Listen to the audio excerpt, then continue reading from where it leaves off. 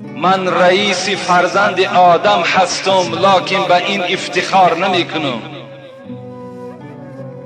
انا اول من تنشق الارض یوم القیامت ولا فخر. من چنین شخصی هستم که اولین قبری که در روز قیامت گشاده می شود این قبر من است. ولا فخر، من بر این افتخار نمی کنم. و انا اول شافعین و اول مشفعین، اولین شخصی که شفاعت کرده می شود این من هستم و اولین شخصی که امتی خود شفاعت می کند این من هستم. به این افتخار نمی کنم. و لواء الحمد بید یوم القیامت ولا فخر، بیرق شفاعتم در روز قیامت در دست من است، من فخر نمی کنم. هذا من نعمت من نعمت الله. پیغمبر خدا میگه این نعمت هایی هستند که خدا بر من این را داده است، من به اینها فخر نمی کنم. آن روز چگونه روز است؟ وقتی اسرافیل زنده هست، میکائیل زنده هست، اسرافیل زنده هست، عزرائیل زنده هست، این 4 ملائک مقرب همگی زنده هستند. وقتی اینها را خداوند که زنده میگرداند و در دست یکی از اینها لباس اهل جنتی ها را میدهد، در دست یکی از اینها آب میدهد، در دست یکی از این ملائکه ها کفش را میدهد، در دست یکی از این ملائک تاج را از جنت میدهد و به این ملائکه ها فرمان میشود. چی فرمان میشود؟ به نزد تربت حبیب من روید، به نزد قبر حبیب من روید و اولین شخصی را که زنده میگردانید این محمد صلی الله علیه و سلم، وی را زنده بگردانید. این را حضرت مولوی هم در نظم در آوردن. میخواهم این نظم را به شما قرائت کنم که آیان بر سر قبر محمد فرستاده صلوات های به حق. این 4 ملائک مقرب به نزد قبر پیغمبر خدا می آیند. چگونه که ما و شما خانه یک دوست خود میریم، در را تک تک میکنیم، قبر پیغمبر خدا تک تک زده می شود با صلوات های زیاده. اللهم صل علی محمد. قبر پیغمبر خدا تک تک کرده می شود. ملک ها قم به اذن الله گویند، عبیر از روضه پاکش بجویند. نزد قبر می آیند، بعد صلوات هایی که می خوانند بر محمد می گویند قم به اذن الله، ای حبیب خدا از جای خود خیز.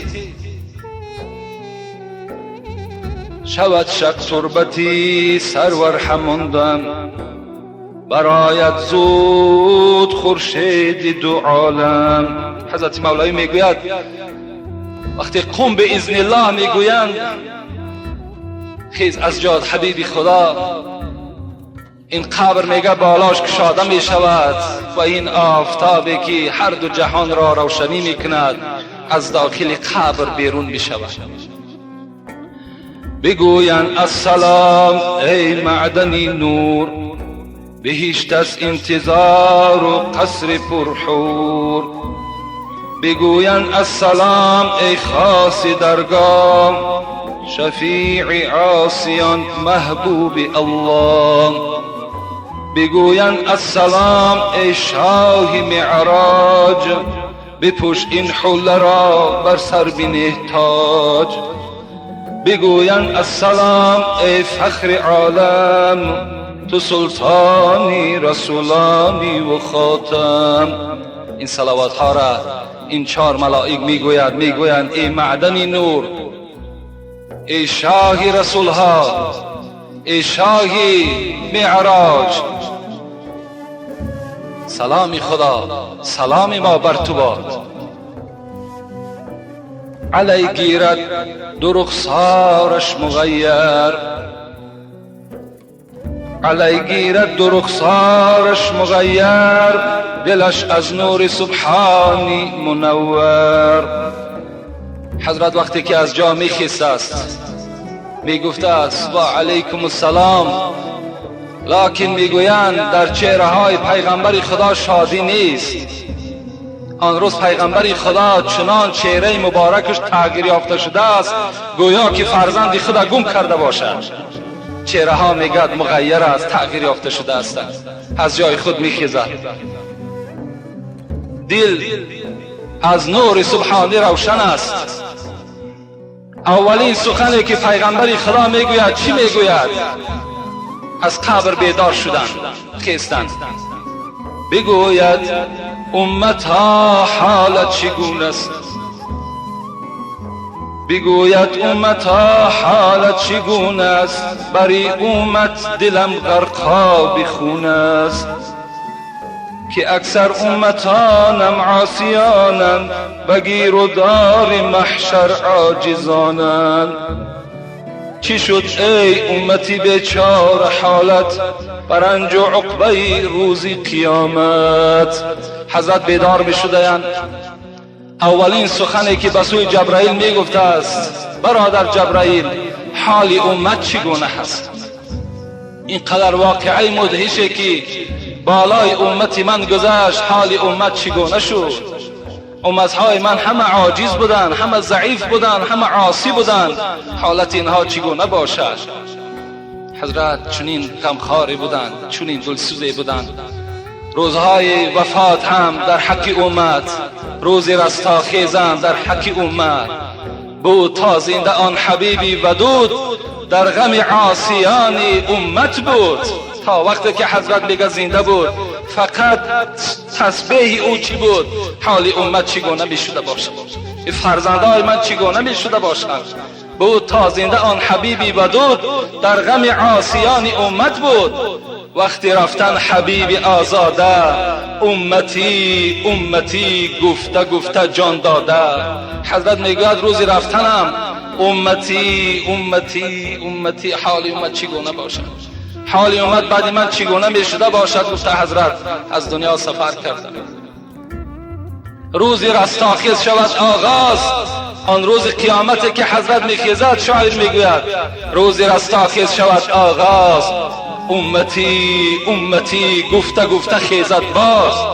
روزی که میخیزد اولین سخن حضرت در جای خیزن میگوید این چی است؟ امتی امتی امتی، حال امت چگونه است؟ روز رفتن تلخی جان دید، گفت ای پروردگار عرشی مجید. تلخی جان اگر چنین باشد، امتانم مطیق این باشد. تلخی جان امتان من، بده جمله را به جان من. پروردگارا من تلخی جان حس کردم. اللهم اعین علی سکرات الموت و غمرات الموت. خدایا من به سوی تو دعا کرده بودم، مرا از سختی و مشقت جان کردن خلاص دی. من این سختی را دیدم پروردگارا. امتهای من طاقت جان دادن ندارند، این سختی را ندارند. خدایا همه جان کندن امت را در جان من بینی، لکن امتی مرا آزار نده، امتی ما را این وضع بینی نیار. چون این پیغمبری برای ما و شما خداوند نصیب گردانده است.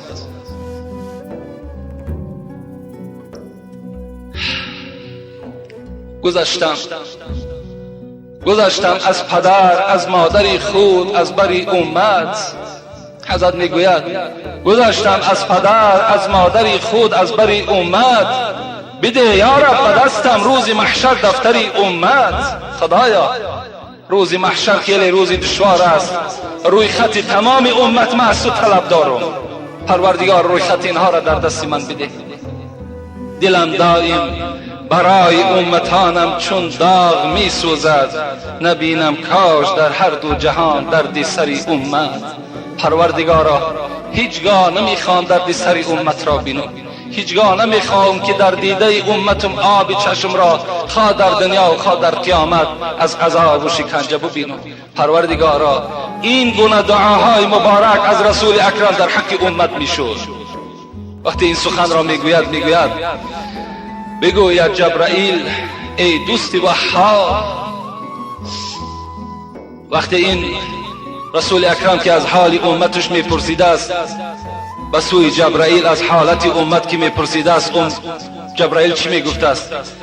بگو یا جبرائیل ای دوست وهاب، هنوز است امتان جمله در خواب. ای امت، ای محمد صلی الله علیه و سلم، اولین شخصی که زنده شد این تو هستی. تمام امتان تو الها در خواب هستند، هیچ کس بیدار نیست. به جز ذات تو دیگر کسی زنده نشده است. به زیر عرش رو ای عالم آرا، حضرت جبرائیل توصیهش میدهد، به زیر عرش رو ای عالم آرا، ببین لطف و کرم از حق تعالی. رود حضرت به زیر عرش آن روز، برای امتان در ناله و سوز. حضرت توصیه میدهد که امروز بجز ذات خداوندی دیگر هیچ دادرسی نیست. امروز فقط همان ذات میتواند هر کسی را از دوزخ خلاص میکند یا وارد دوزخ میگرداند. فقط در دست اون ذات است. محمد زیر عرش رو از زیر عرش طلب کن، از خدای خود طلب کن، در حق امت حال امت از اونجا طلب کن. رسول اکرم میگه دوان نه پدر به یادش است نه مادر به یادش است، دوان به زیر عرش می رود. جسد مبارک میگه در بالای همون زمین عرش می پرتاید، به سجده می نهد سر را به درگاه، به دردی امتانی خود شفاخواه. حضرت سجده در پیشانی مبارک میگذارد و به زاره می درآید. بگوید امتی یا امتی او، تضرعا کند به درگاهی او. در سجده سبحان ربی الاعلی نمیگوید، در سجده سبحان ربی الاعظیم نمیگوید، بلکه امتی امتی امتی. پروردگار، ما در شب معراج به تو عهد کرده بودیم که امت وارد دوزخ نمیگردد. پروردگارا، تو در دنیا گفته بودی ولسوف یعطیک ربک فترضی، زود است که محمد من تو را راضی میگردانم. امروز روز شامت، امروز ساعت شامت.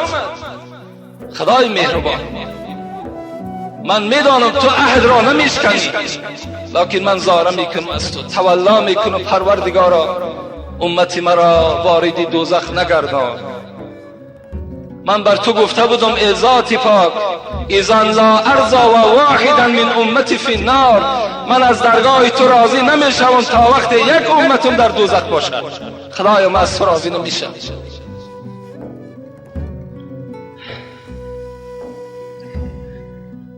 از آن ناله بنالد عرش رحمان. این ناله محمد چنان ناله تأثیر بخشی هست که عرش الهی را میگه در لرزه میارد. از آن ناله بنالد عرش رحمان، به موج آید شکوهی بحر غفران. خداوند طاقت ندارد که محمد را در گریه بیند، طاقت نداشته. از همین خاطر موج رحمت الهی، دریای مغفرت الهی میگه در جوش می آید، عرش در لرزه می آید. چی می گوید؟ ندا آید ز خلاق جهاندار، آن ذاتی پر اقتدار آن روز یک صدای می زند. ندا آید ز خلاق جهاندار، حبیبم از شفاعت خواهی مختار. ز من بخشش بود از تو شفاعت، تو را کردم شفاعت خواهی قیامت. حبیبم، من آن عهد را فراموش نکردم. امروز بخشش از من است، شفاعت از تو است. سری خود احمدا از سجده بردار. احمد، محمد، از زیر عرش من سرت را بردار. نمان پیشانی مبارک در بالای خاک نمان. سری خود احمدا از سجده بردار، خریداری کنی رو بین بازار. این بازار قیامت در اختیار تو. هر کسی را که میخوای، کدام امتی را میخوای، رو شفاعت کن. سری خود از بالای این از این بالای خاک ذلیل پیشانی خود بردار. شود خوش آن زمین بالا کند سر، بپوشد حله های خلد و دربر. حضرت وقتی این صدا را میگه از خدای خود که میشنود، حبیبم سر را بردار، بازار قیامت در اختیار توست، هر کسی را میخوای شفاعت کن. حضرت دیگر از خرسندی از جای خود سر میبردارد، از دست جبرائیل و میکائیل و اسرافیل و عزرائیل آن لباس ها و آن تحفه های جنتی که بود همه اونها را قبول میسازد و میپوشد. رود در بین صحرای قیامت، برای امتش قصدی شفاعت. حضرت میدان بازار محشر می آید، با امید شفاعت یک راهی را برای خودش اختیار می کند. شود او منتظر اندر حسابگاه، به پیش راه امت چشم بر راه. حضرت در یک کنار راه می ایستد، نظر سازد ز همت ها چپ و راست، چگونه آید امت از خدا خواست. یک راهی را برای خودش انتخاب میکرده است. چگونه ای که ما و شما فرزندهامان از دولت‌های دوردست می آید، در فرودگاه رفته منتظر فرزندها می شویم کی می فراید تا که او را پیشواز بگیریم. رسول اکرم هم مثل همین در یک راه می ایستد، کنی امت ما حالش از حسابگاه چگونه خلاص می شده باشد، ترازوی اعمال چگونه انجام یافته باشد، نامه اعمال امت من چگونه انجام یافته باشد. وقتی ما و شما از اینها نجات که میابیم، راه رسول اکرم در راست میشویم، مثل پدری که فرزند در آغوش میگیرد، مثل فرزندی که از یک زندان خلاص میشود، رسول اکرم در آغوش میگیرد و میگوید فرزندم داخل جنت شو، داخل جنت شو. هر کدام ما و شما را وارد جنت میگرداند. این گونه حبیب خدا، این گونه پیشوا داره ما و شما. الحمدلله این نعمتی هست که خدا بر ما و شما داده است که در روز قیامت این حبیب خدا به ما و شما شفاعتگاه می شود. حضرت عایشه صدیقه روز میگه گریان بودن، رسول اکرم گفتند یا عایشه ما یبکیک، چرا تی گریه میکنی؟ حضرت عایشه گفتند فذکرت یوم القیامه فبکیت. پیغمبری خدا روز قیامت یادم آمد، مشکلات های روز قیامت یادم آمد. پیغمبری خدا دیگر آب چشم داشتن نتانستم. پیغمبری خدا روز قیامت مرا شفاعت میکنی یا نه؟ آیا من به یاد تو میزنم یا نه؟ این عایشه از پیغمبری خدا سوال کردن. رسول الله گفتند یا عایشه، گفتند روز قیامت من در یاد شما هستم، لکن سه موضعی هست که در اون موضع ها هیچ کس در یاد کسی نمیزند. عایشه گفتند پیغمبری خدا اون وقت اون حالت کدام حالت است؟ رسول الله گفتند وقتی که ثواب بنده را در ترازوی اعمال وزن میکنند، ثواب زیاد از یا گناه، اون روز همه چشم ها به سوی ترازو هست، هیچ کس در یاد کسی نیست. اون روز من هم گفت در یاد شما نیستم. دویم حالتی که برای شماست گفت اون حالت نامه اعمال است، به دست راست شما داده می شود یا چپ. اون روز هم گفت کسی در یاد کسی نیست مگر همه خاطر انسان به سوی خداست که به دست چپ می گیریم یا به دست راست. و سوم حالتی که خیلی مدهش است و کسی در یاد کسی نیست، این گذشتن پول صراط است که بنده نجات می‌یابد یا نه. در این سه حالت کسی در یاد کسی نمیزند. خدایا پروردگارا، ما امت گناهگار هستیم، پروردگارا ما امت عاجز هستیم. خدای مهربان، بنده همان به که زی تقصیر خیش عذر به درگاه خدا آورد، ورنه سزاوار خداوندیش کس نتواند که بجا آورد. خدایا ما هیچگاه با حمد تو رسیدن نمی توانیم. ما به قدر این نعمتهایی که بر ما نصیب گردانیدی با قدر این رسیدن نمی توانیم، لکن خدایا این روزها و این ساعتها و این سه حالت خدایا بر تمام این امت آسان بگردان.